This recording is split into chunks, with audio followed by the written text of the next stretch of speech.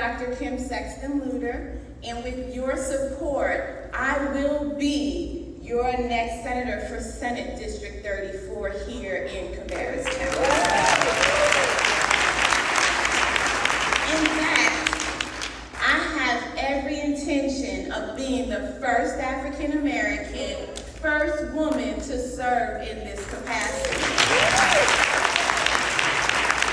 Yes, I'm excited about making history, but I'm even more excited about you being able to say, I know Senator Luter. She's my neighbor. She goes to church with my cousin. She was out there organizing with the youth in Harrisburg when they had those peaceful protests. She's one of those 40-plus double Dutch ladies.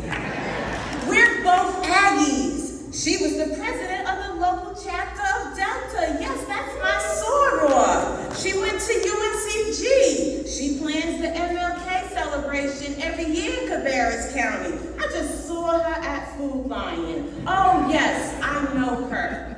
You deserve to know your senator. Yeah. It's time for you to send someone you know to Raleigh. It's time for people in this district to send their neighbor to Raleigh, because the issues on the ballot require representation from someone who loves and cares about this community. Amen. Someone who understands the concept of the village, and someone who gets that as much as you do. There are many pressing issues on the ballot, and I'm inclined to believe that only a mother, a wife, a sister, and a concerned neighbor can adequately sit at that table to represent you and deal with these issues that we have coming before us. And I know that I am the woman to do it. As a mother, I want to remind you that our children's futures are on the ballot.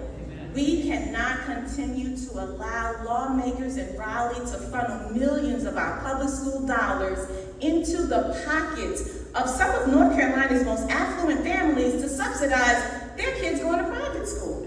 It's unacceptable. As a wife, particularly one who has spent the past 2 years playing caregiver to my husband in his battle with cancer, and they done passed the law that we can't wear masks in public. We won't talk about that. I want to remind you that health care is on the ballot.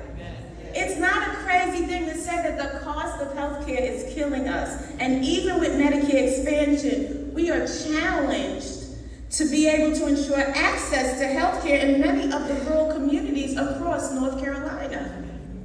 And the fact that we're still fighting for our daughters and our sisters' body autonomy and for the right to keep our medical care between us and our doctor in the year 2024 is just preposterous. We're not even going to talk about that today. But I want you to listen to me as your sister and as your neighbor.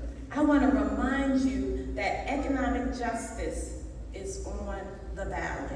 We're watching families struggling to make ends meet in an economy that is short on meaningful jobs and an actual living wage.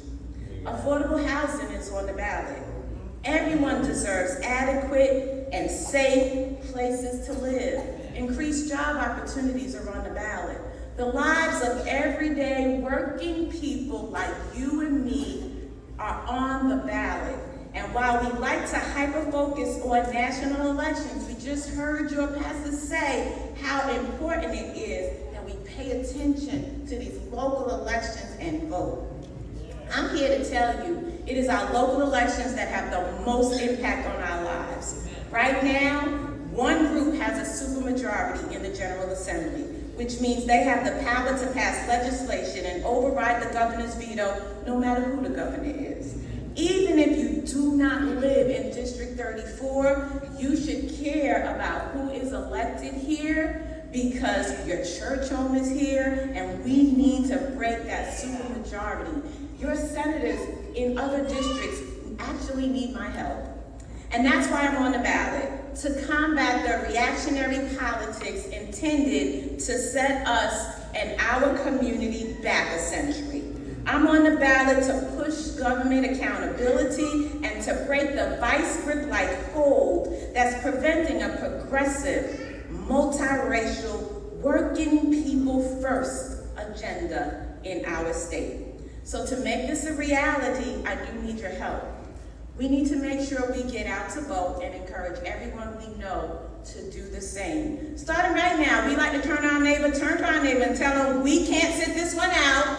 We can't sit this one out. We have got to vote. We have got to vote. No matter how frustrated you get with the people in power, you have to vote, and you must vote your complete ballot. Don't forget the down ballot. Don't forget those candidates like me who will be down there under the president, under the governor. Don't forget the down ballot. Secondly, I could use your financial support, and if you're willing to make a donation to my campaign and help me get my name out there. My opponent has already started the attacks on me. He has used my academic work, and he's used my community organizing work, and he's trying to throw it back at me. I need your support so that I can have the platform to get my name out there. And finally, I need your time.